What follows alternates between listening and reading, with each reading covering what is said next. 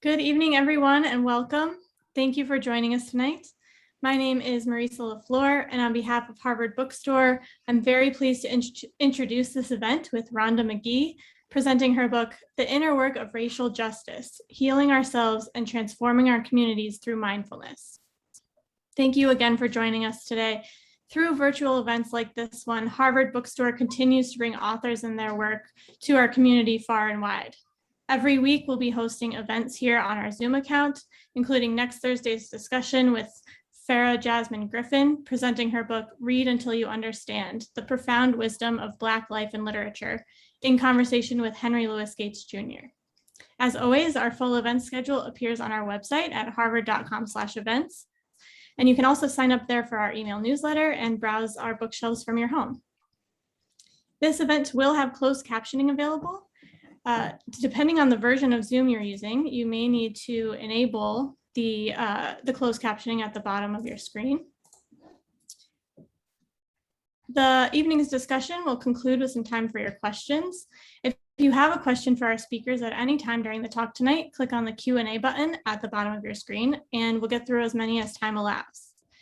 In the chat, I'll be posting a link to purchase The Inner Work of Racial Justice on harvard.com, as well as a link to donate in support of this series and our store.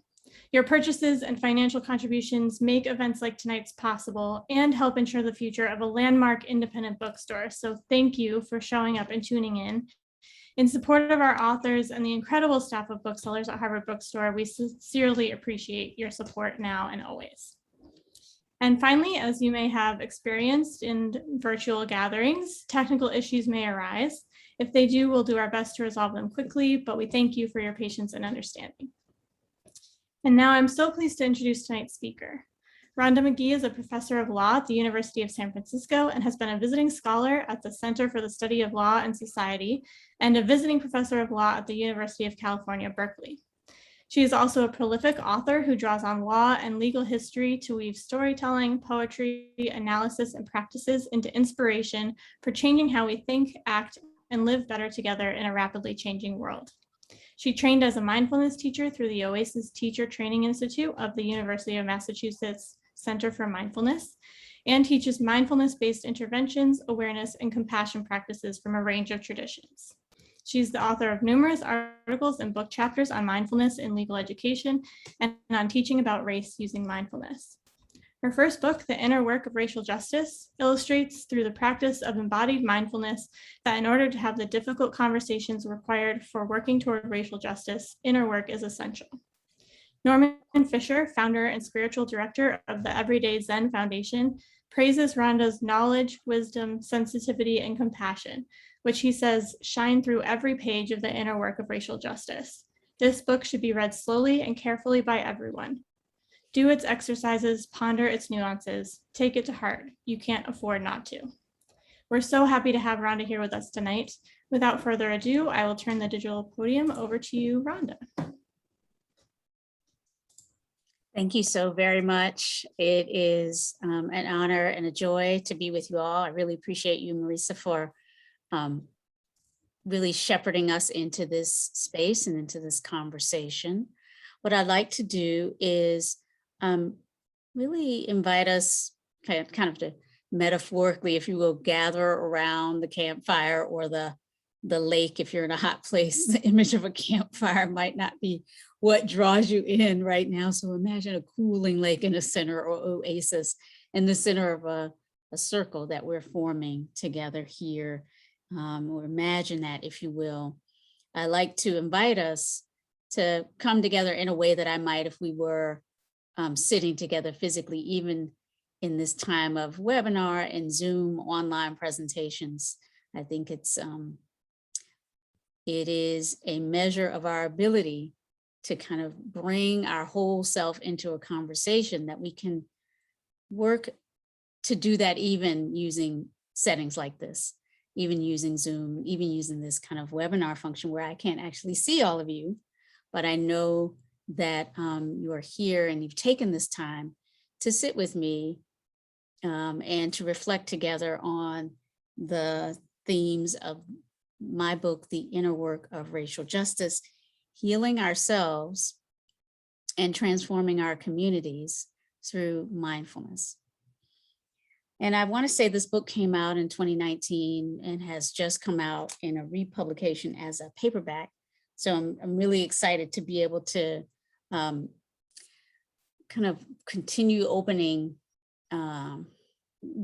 doors of access and opportunities to reflect on the book. And I'm really grateful for the support of the publishers, frankly, in keeping this conversation alive and supported in events like this. And especially I'm grateful to you who have joined this conversation. So before I go very much further, I'd like us to maybe take a moment to just pause together. When we talk about issues of race, it can be difficult and challenging in ways that are obvious and not obvious. You know, for some of us, difficult in one way, for others, difficult in others. Some of us have direct experiences that are coming up or might be being tapped into as we turn toward this topic on the spectrum, from uncomfortable experiences to traumatic experiences. Any of that, all of that might be in any room in which we turn with as much courage and skillfulness as we can muster toward the topic of race, racism, and related forms of injustice on the one hand, but efforts to bring about some measure of justice around those themes.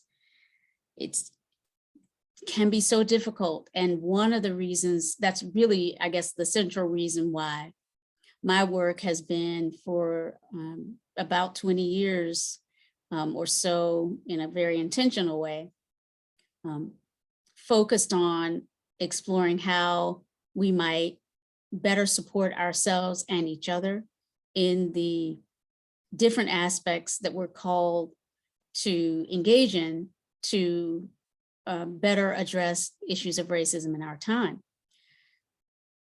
Holistically supporting ourselves and each other, by which I mean to say, looking at the different domains that are sort of invited into conversation: intellectual, cognitive, right? What we might know and the different bases of knowledge that we have. Some of us know about certain aspects of our history, some about others.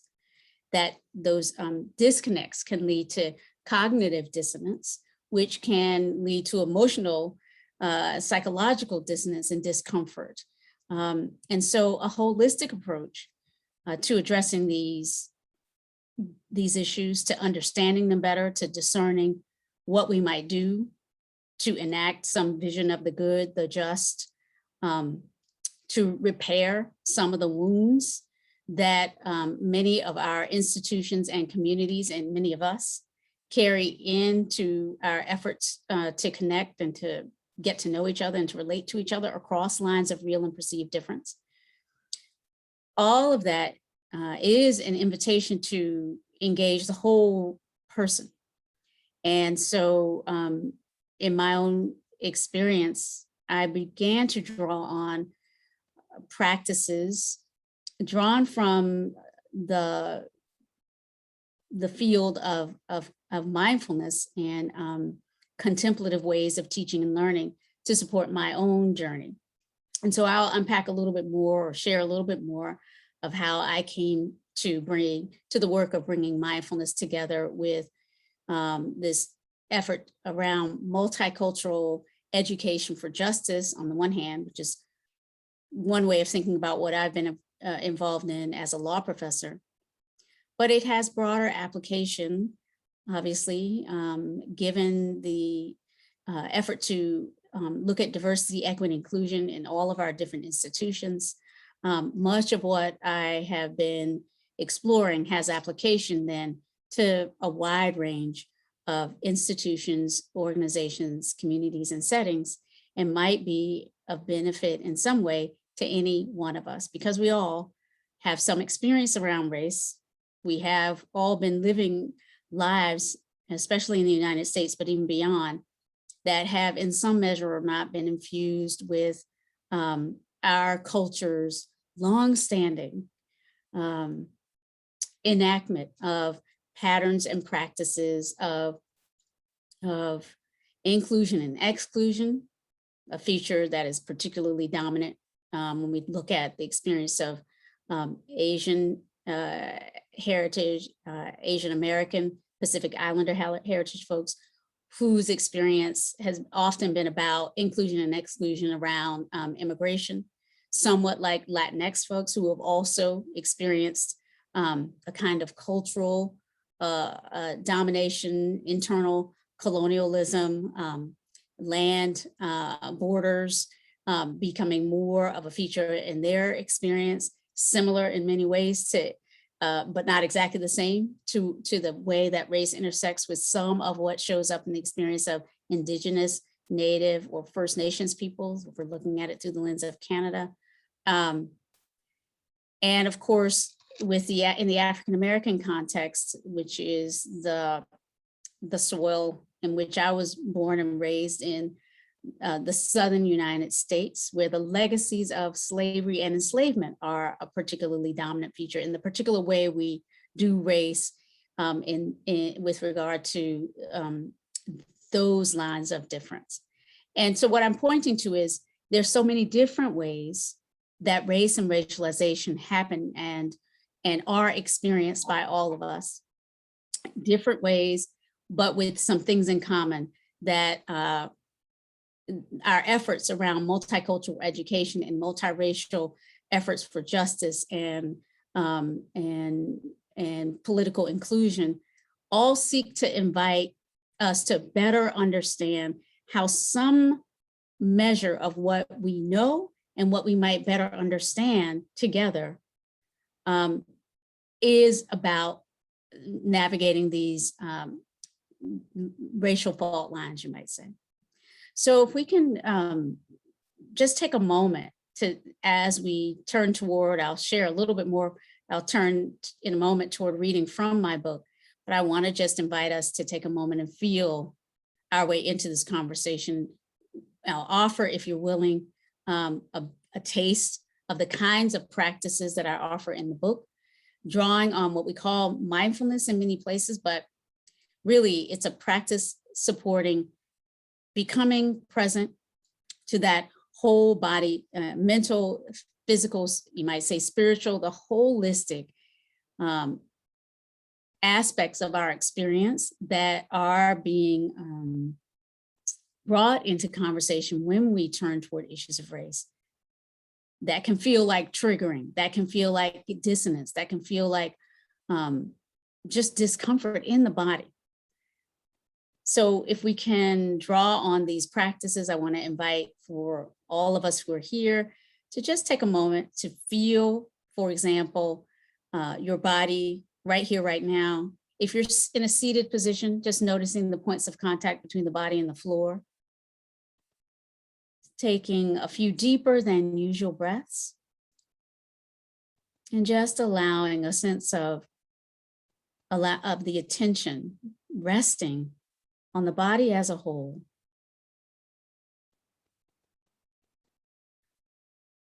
And perhaps just really allowing a sense of the sensations of the in-breath as you breathe in, the out-breath as you breathe out, wherever you happen to find yourself right now.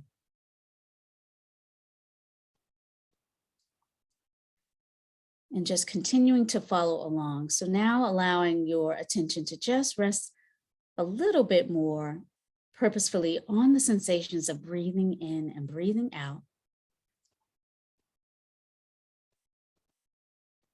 And as you do so now, without losing attention to the sensations of breathing, but now just again expanding so that you can take in the sense of the body as a whole, this space within which we are allowing ourselves to feel the aliveness, anchored by the sensations of breathing, but really now opening up to what it feels like to be alive in this moment, points of contact between the body and the chair or the floor beneath you, and through that, connecting with the earth. And as we breathe in and out, feeling the way in which the breath, the intake, of oxygen, the release of carbon dioxide reminds us we're all these soft-bellied, carbon-based beings breathing together at this moment, sharing this experience of being alive on this one planet that we all share. And just resting in the sense of your inherent belonging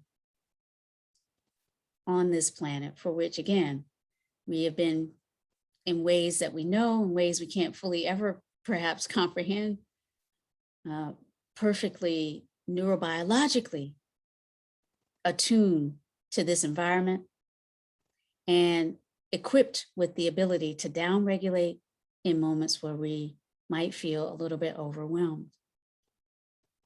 So just breathing in and breathing out at the moment and resting. And perhaps on the next in-breath, sensing what is well and strong within you.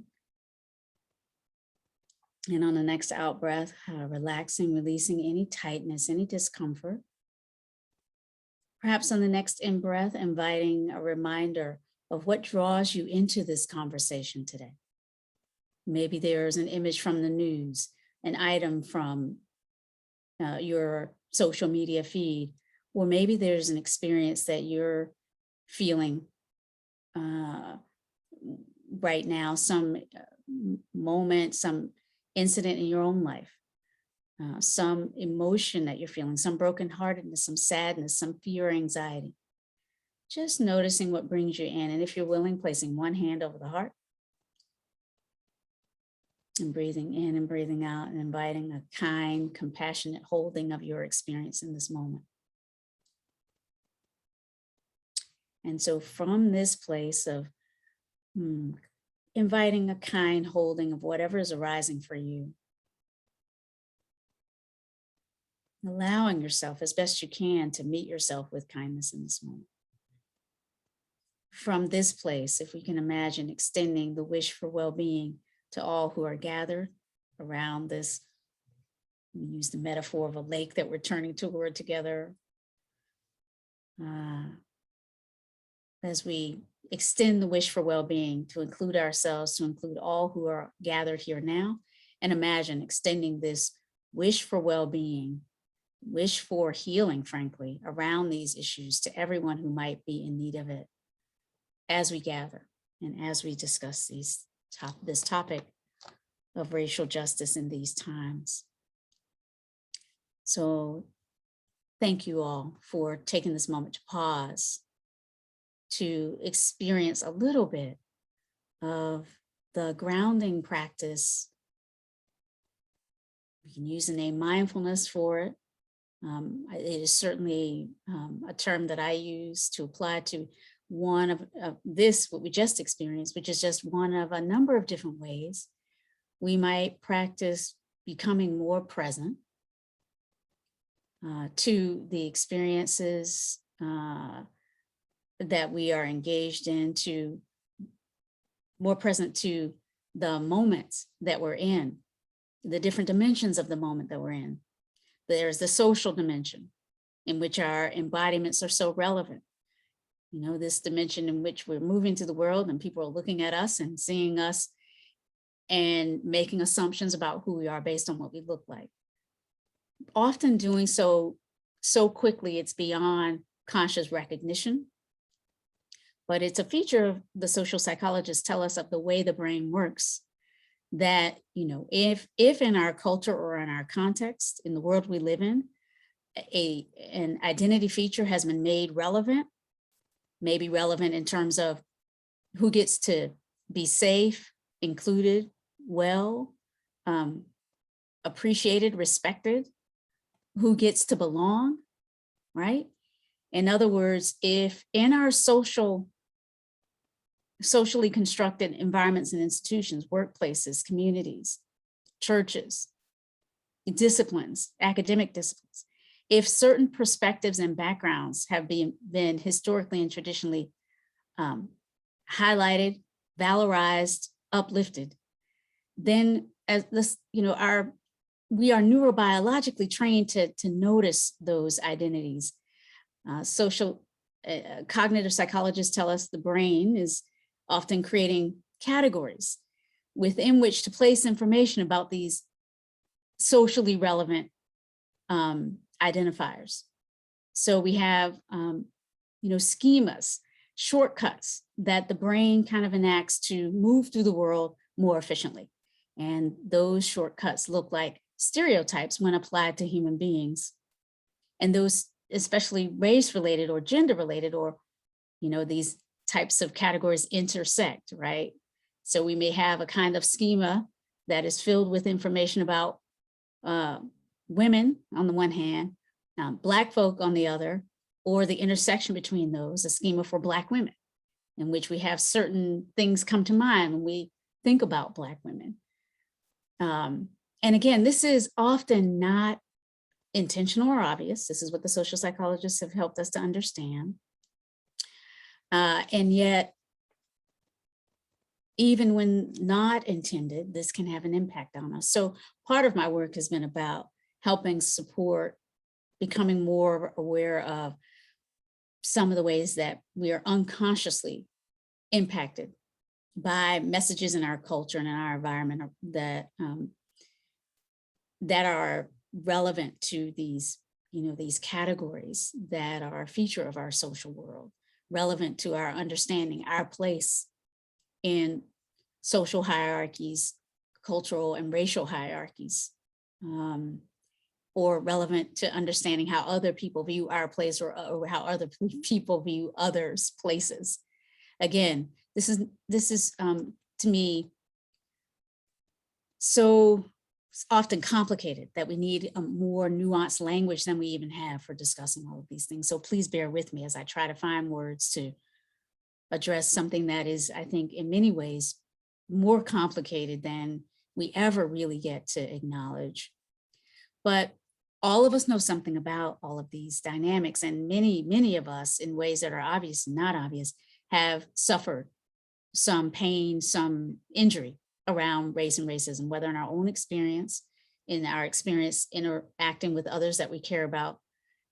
If we look at our family histories, if we look at the places where we come from, the identities we've assumed or found relevant in the places where we've landed, whether in this generation in our own lives, or if we look deeper into our heritages. So my work has then been about both understanding more the unconscious or non-obvious ways that race may be relevant in our own experience and our interactions with each other, but also helping us these days bear up against the ongoing onslaught of new, or you might call, some people call it sort of neo, explicitly racist discourse and invitations to reorganize ourselves around this idea of a racial hierarchy, of some people mattering more than others in ways that are often tied to our history and our legacies, the legacies of white supremacy that run through our culture. And so, pausing just for a moment, I want to read from the book. I want to just open up just with the poem that I wrote for the very introduction, the epigram of this book. It's called "If the Path Could Speak." Beneath these words rests the awareness of generations and of generations and of generations that have come before. The awareness that each one of us is a vital part of the earth that we call home, is of the wind, the rain, the fire, and so inherently belongs. If the path could speak, it would say, we must assert that which already exists deep within us, namely a sense of kinship with all those with whom we share the earth. On repeat, in every language, unceasingly. So I offer that just sort of reflection, if you will, on a sense I hold that what we are trying to do when we come together to look at racism in our midst, in our times, in our political discourse, in the disciplines we're trying to teach and learn and study, and our efforts to uproot all of that and create more egalitarian and anti-racist ways of working together across our different experiences and embodiments. It seems valuable, important to hold all of that, often difficult, all the dynamics around that with a greater sense of not just our own, the broad swath of our own experience and not only even the experiences of those with whom we are in conversation or those who comprise our communities, which is very relevant, right? So a big part of the work, I think, is grounding in practices that support us and looking closely at our own experience and opening up the aperture to see more of what there is to see about the experience of others around us and in our communities.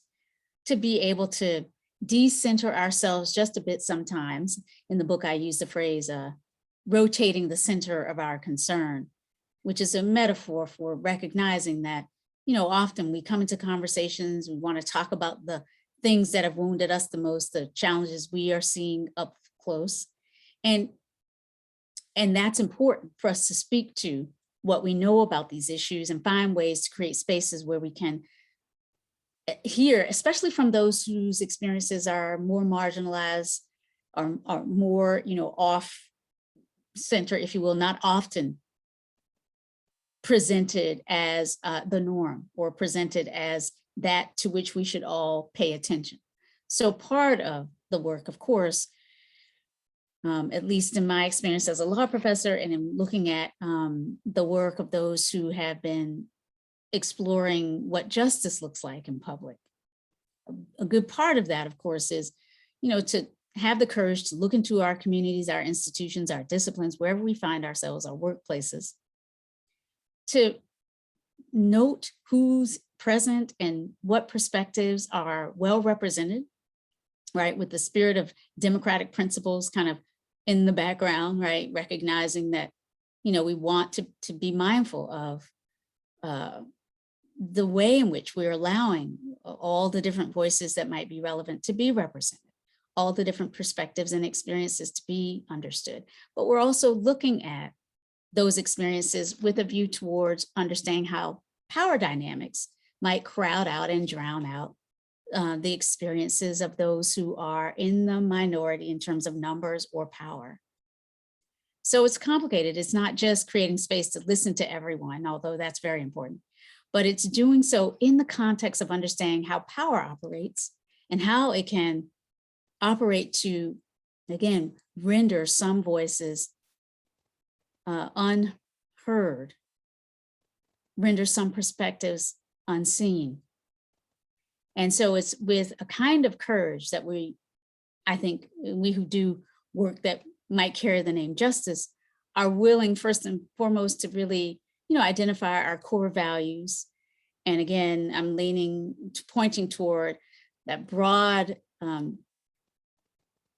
jurisprudential and philosophical approach of liberalism, of democratic liberalism, right? Constitutionalism, if you will, whereby we do recognize our, the need to create systems and practices and policies and rules that support democratic participation and inclusivity. And so whenever we talk about diversity, equity, inclusion, I think all of that, especially in the context of the United States, is operating against these longstanding efforts to enact multicultural, multiracial democracy. And, it's never been easy to enact those things. Again, as a law professor, part of my work has been about helping law students look at the particular intersections of American legal history and racism, and looking at, the experiences of differently racialized communities when faced with law and policy that helped construct privilege on the one hand and disadvantage on the other. And of course, you can see that when you look at the law of slavery, when you look at the law of immigration that allowed, and naturalization that allowed certain differently racialized bodies to be privileged and allowed to naturalize as citizens to become part of our project. There's so many different points that we can look to for evidence that race has been a feature of our culture throughout our official enactment under the Constitution and under the laws and policies that followed it. Whether you look at, again, the law of enslavement or the original law of immigration, the first Immigration Act I like to talk to my students about in law school, the Immigration and Nationality Act of 1790, this very first U.S. immigration and naturalization law established in 1790 after the enactment of the Constitution, made whiteness a prerequisite for becoming a naturalized citizen. And that's just one example of how, again, the law and policies have been for a long time arrayed around centralizing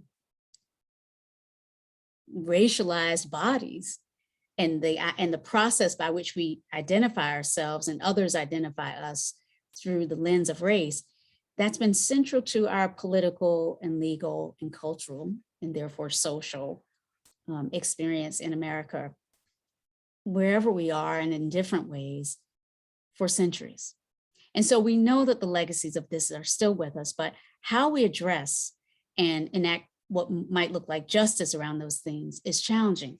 In my book, I talk about relying on, first of all, an invitation to think about justice as not in traditional language of a law professor, but in language that I hope you'll see echoes that of Martin Luther King and others, justice as what love looks like in public.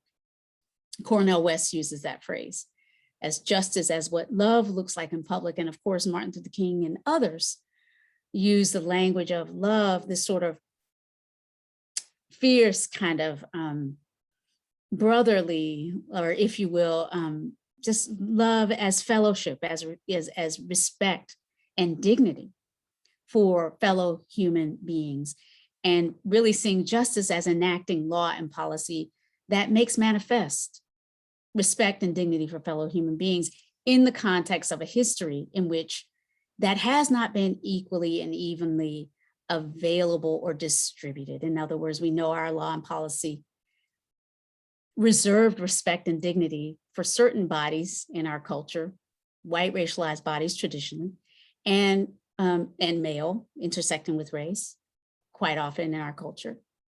But other bodies were not as often treated as included, allowed even to vote for centuries, as we know. And so the legacies of all of those things are so deep that I think grounding in practices that allow us to notice when we're getting triggered, notice when we're feeling emotionally triggered, right, emotionally hijacked, and bring emotional intelligence right to bear so that we can, again, see more of what there is to see.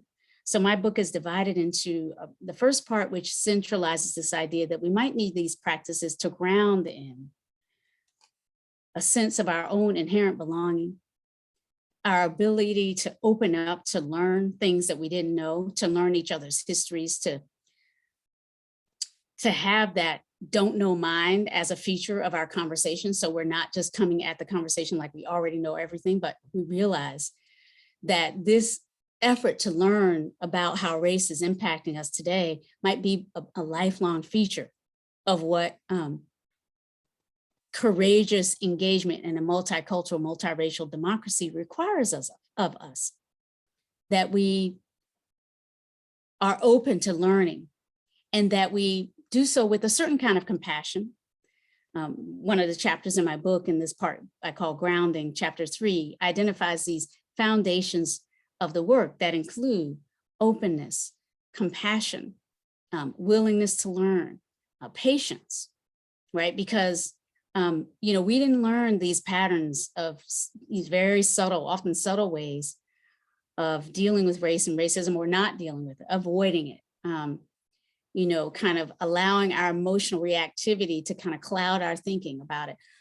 We didn't inherit these patterns overnight. We're not going to disrupt them probably overnight. And this is why my approach suggests that we might see our efforts to holistically address these issues, drawing from the insights of a range of interdisciplinary scholarly bases, from neuroscience and cognitive science to sociology and law, obviously. But yes, bringing all of that to bear, grounding in practices that support us in opening up, in noticing when we're closing, and noticing what's happening to our bodies and our whole beings as we hear stories and as we begin to formulate arguments.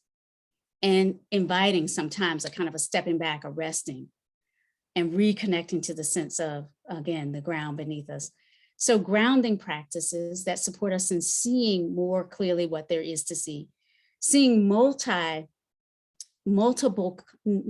complex reality, right? The both and of our experiences, and to disrupt the binaries that we're often given as the lenses for our world.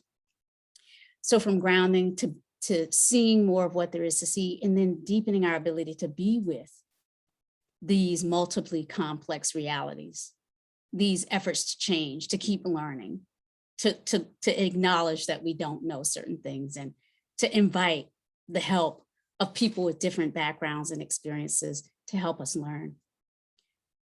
Grounding, seeing more of what there is to see, deepening our ability to be with that which is difficult, right? And recognizing that that's what we're called to do in these days. If the multiple interlocking pandemics of coronavirus, racial reckoning, climate distress, economic inequality, and on and on and on that we're living through right now have not taught us that we really do need to find more effective ways to work together across difference. And that we are, whether we appreciate it or not, or feel heartened by it or terrified by it, we are living lives that are radically interdependent and interconnected. And so to find ways that holistically support us, that are not just about what we can argue and what we can learn intellectually, although that's important always, but ways that are informed by more skillfulness around social and emotional intelligence, more skillfulness around working with our anxiety in real time. To me, this effort to deepen our ability to bring insight, I use the term color insight as a counterpoint to color blindness.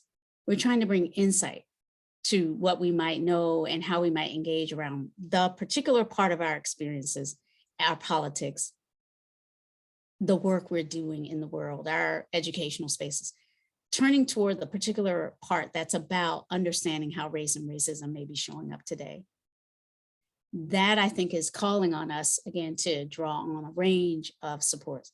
So grounding, seeing more of what there is to see, being more effectively, even with the difficult that we see. And then engaging, doing, the fourth part of the book invites reflecting on what we might do to alleviate suffering and distress, to enact this kind of what love looks like in the public spaces where we are, this definition of racial justice, repair and healing.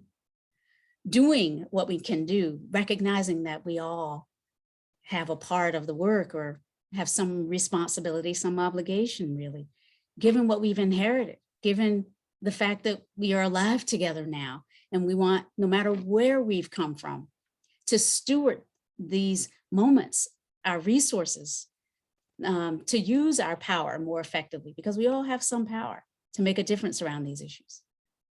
So exploring from the place of grounding and compassion for ourselves and for others, what we can do to alleviate racism in these times, and how we can work together more effectively. The fourth part of the book, labeled Doing, is about really looking at interpersonal mindfulness and collective engagement supported by mindfulness to change and transform our communities and the places and organizations where we find ourselves.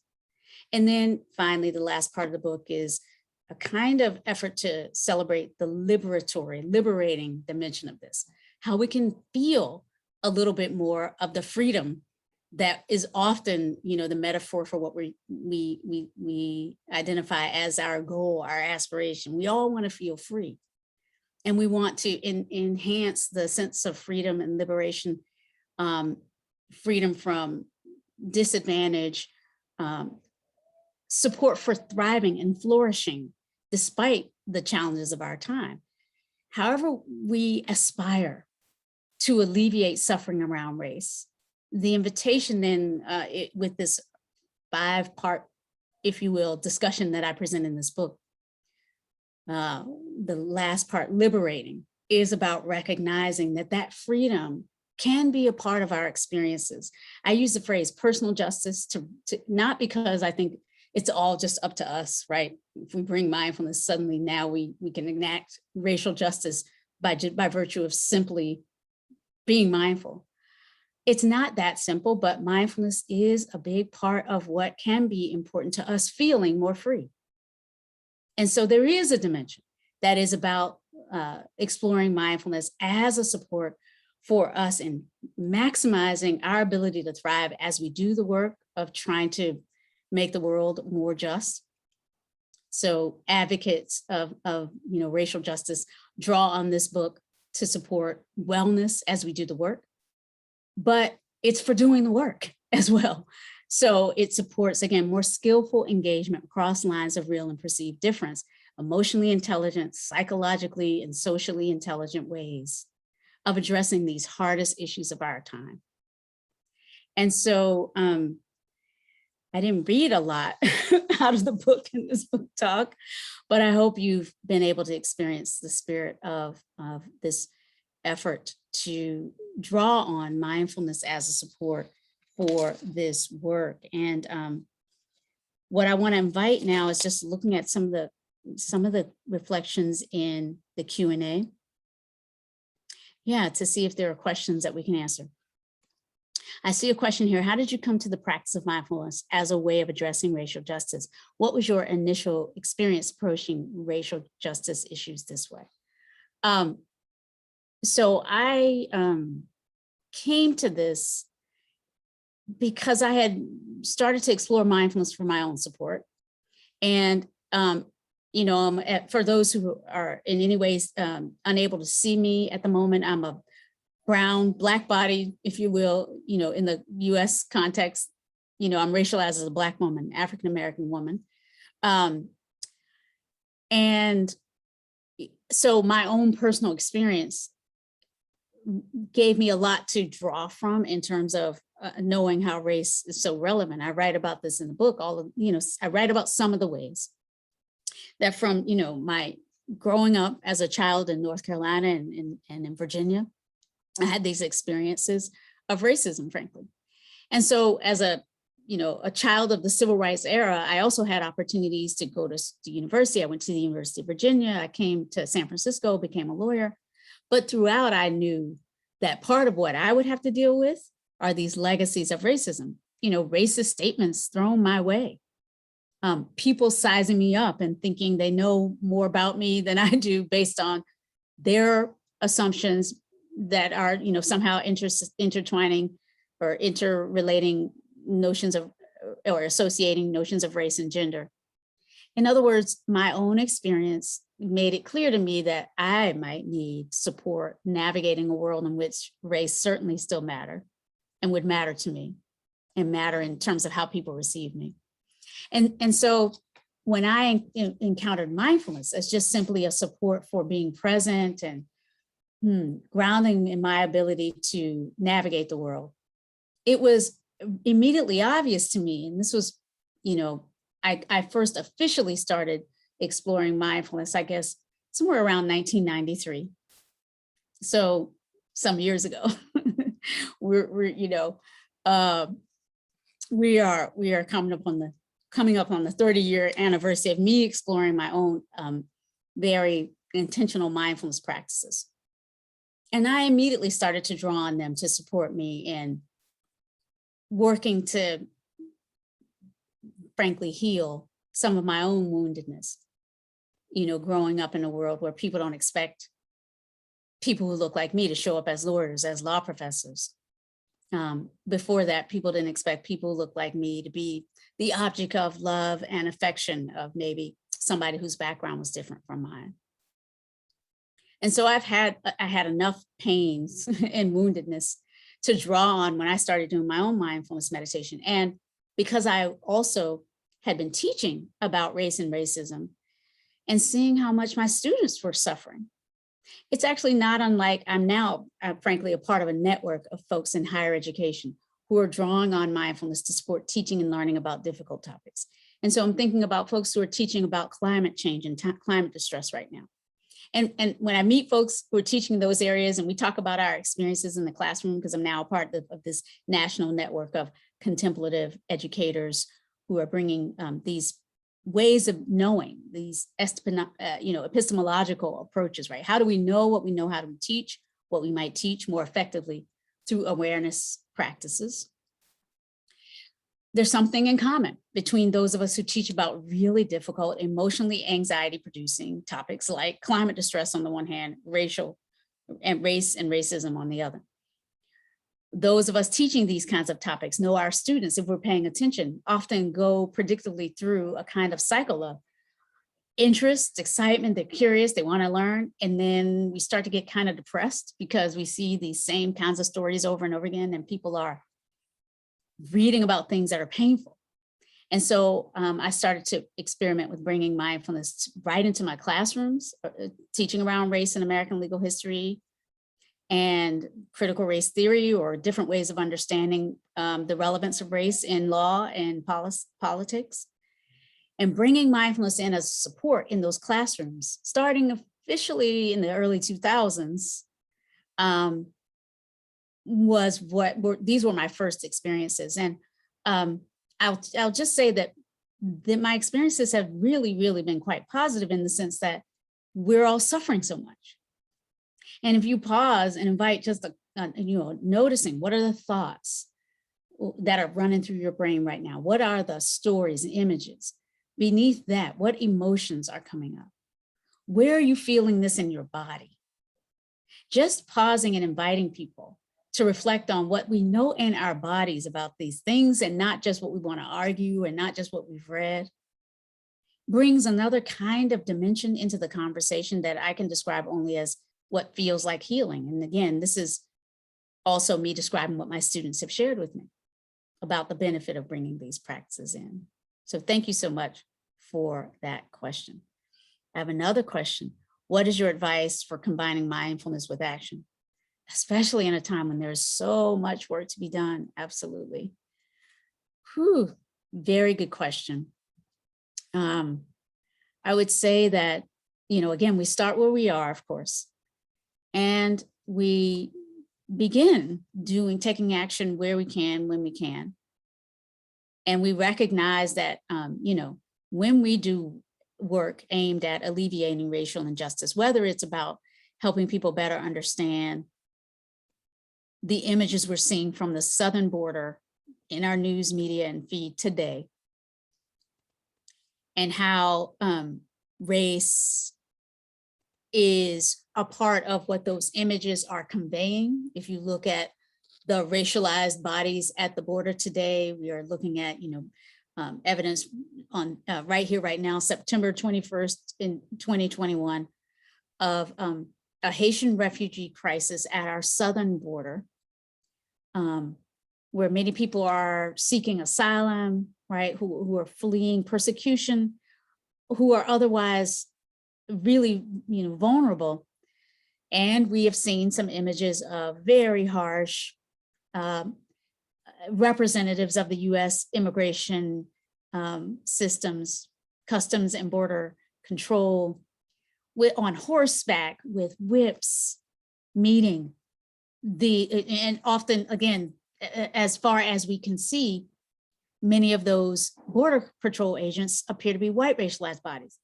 So even if we don't know what's going on in the minds of anyone there, because we tend to think about race and racism as being, what are people thinking? Part of what we want to become more sophisticated about is understanding that images convey content, and the meaning of images evolves in context. And given our historical context of white over Black racism in America, literally white over Black to see men on horseback, and where it was not uncommon for whips to be used to maintain through violence the racialized hierarchy, without knowing what was in the minds of the Custom and Border Patrol agents. If we're unaware that those images are triggering in many of us some of the painful memories of our history, then we're missing an opportunity to understand and bring more insight to how race can operate in our time and impact us all. So the question about how do we bring it to bear, to take action today, there is no one right answer to that. It's sort of a call. I think these good, hard questions like this are an invitation to reflect, what can I do based on where I am? You know, if we are not immigration lawyers, we might feel helpless to look at those images, but the rhetoric around who belongs and who doesn't, that is showing up in the guise of conversations about immigration or the border crisis, has implications for policies that we enact in educational settings, how we teach about who comprises our community and whose narratives are relevant when we think about what it means to be American, how we teach about the policy trade-offs around the immigration issues of our time, including our historical moral commitments as members of the United States political community to those who are suffering persecution, right? We have laws that regularize a legal pathway to joining us when people are coming to our borders and in distress. And we know, if we look at our history, whether we look at immigrants from Europe in World War II or other times in our country where we've been faced with a moral call to kind of open up our borders to support allowing in those who are suffering, we know that we get it wrong sometimes, and we try to correct. So the short answer is then look at where we are, recognize we all have power, and try to discern the right use of our power wherever we are to make a difference. And it's never going to be easy, but I think what mindfulness really is about is not about this sort of spa-like ease for every moment, right? And thus, if we're feeling difficulty, we're not being mindful. No, actually, mindfulness, in my view, having studied scholarship around this and practiced for many, many years and still being a lifelong student, it's meant to robustly help us navigate the world that we're in, to have stamina for the difficult times, to realize that even the difficult moments that we're in, we're just one moment away from opening up the aperture and seeing a possibility and potential that may flow from our engagement with those difficulties. So I hope that helps. If we can just recognize that we do the best we can, we are always passing the baton, right? Because we've picked up the baton from people who have been advocates for social justice for generations before, frankly, or else we wouldn't be here. And we're going to do the best we can in the moments that we have, ideally, and pass the baton forward. That is how social justice work has ever advanced, and it is ongoing, right? All of the best social justice advocates of our history, whether we look at Gandhi or Angela Davis or now Colin Kaepernick, any of these who have been in the storm will say, it is, once we start to pay attention to it, we can see the justice projects where we are, and we can find a way with love for ourselves and our fellow human beings to just do the best we can where we are and step back when we need to restore, but to come back into the engagement when we can. And I'm going to now look to this last couple of questions. Recommendations, other resources that will be helpful. Well, there's so many resources. You can find more and more resources online these days for those who are looking to bring mindfulness right in to support the work of racial justice. Beautiful books are being written. In addition to my book, The Inner Work of Racial Justice, which again integrates an invitation to really explore these practices with exploring our individual needs to learn, I call it personal curriculum, figuring out, okay, what do I need to learn and how do I need to do it? My book supports us in discerning what that personal curriculum might look like in terms of the mindfulness and awareness practices, but also the cognitive, the analytical, right? The theory that we all need to learn more about, the histories we need to learn. And there are others as well. Ruth King wrote a beautiful book, Mindful of Race. Angel Kyoto Williams and Lama Rod Owen and Jasmine Segula, they co-wrote a beautiful book called Radical Dharma. In other words, there are many resources for those who are in need. And you can find me offering meditations and reflections online on various apps, 10% Happier, Insight Timer. I'm available as a support, and I think of myself as being part of your network of supporters and, in solidarity with those doing this work from henceforth. I see another question. Do you have any advice for those who feel paralyzed by the scope of the work? Well, give yourself support if you are feeling paralyzed, because you can't really effectively engage from that place. And again, this is where the aspect of mindfulness as a support for our own thriving and surviving during difficult times is really, really important. So if you're feeling, overwhelmed, please hear this as support for you to repair yourselves first. The saying of placing the oxygen mask on ourselves before we can help others. But from that place of placing that mask on ourselves, reconnecting to the sources of thriving and flourishing within ourselves, we can take, again, that gentle, first approximation of action, whether it be just having a conversation with our children or our loved ones, whether it be reading a book and reflecting on it with a friend. In other words, just starting, gentling our way back to wholeness, because we have to maximize our own strengths as we do this work. That's where the personal justice piece comes in. And as we become stronger, then we have resources and strength to share with others. So if you're feeling paralyzed and overwhelmed, as many of us will, please pause, take good care of yourselves. Drink the water that is connecting us up with our environment, and that is a gift of these times. Rest, repair, restore yourselves as a support for being able to restore those who are suffering more than we are in this moment. Because indeed, if mindfulness is teaching us anything, it is that, at this time, so many of us are suffering. Everybody is suffering in some different way, I would venture, even those who appear to be privileged. And we know this, the scientists and the researchers are telling us that feeling isolated compounds the suffering. So may we find ways to be connected in this work.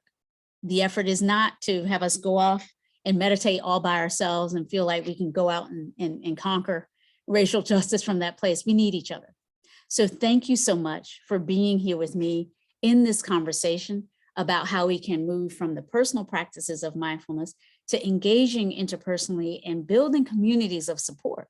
Because I think that's really what we need more than anything else, to know that we're not alone and to feel grounded in our own inherent belonging and power, the power that we all have to make a difference, that I think is part of what we struggle to maintain contact with in times like these, where we are constantly reminded and embedded, confronted with systems of embedded, frankly, oppression that are still in our midst. So it's with a certain amount of appreciation and joy that I bring this meditation or this conversation about mindfulness-based support for social and racial justice to a close. I thank you all for having taken the time to be with me. May we, in these moments, take a deep breath. Again, feel the support of the ground beneath us and go forth from this moment, strengthened, knowing that we have resources for this time, and knowing that maybe the most and best and most important resource for doing justice during this time is that we have each other. Thank you so much. May you be well and safe on your journey from here. Thank you so much again, Rhonda, for being here tonight. And thank you to everyone for spending your evening with us and joining us in this conversation. You can learn more about this important book and purchase The Inner Work of Rachel Justice at the link I just posted again in the chat from harvard.com. And on behalf of Harvard Bookstore here in Cambridge, Massachusetts, have a good night, keep reading, and please be well, everyone. Thank you.